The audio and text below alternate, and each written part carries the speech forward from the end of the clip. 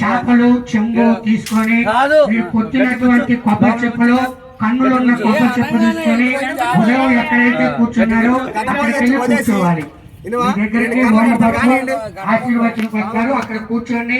తర్వాత సాయంత్రం జరిగే కార్యక్రమాలు చూద్దాం. ఎక్కడ వాళ్ళు అక్కడ కూర్చోండి. బయట ఉన్న వాళ్ళు విడిగా ఉన్న వాళ్ళు కుర్చీలో కూర్చోండి అమ్మా. ఒక 5 నిమిషాలు కుర్చీలో కూర్చోండి.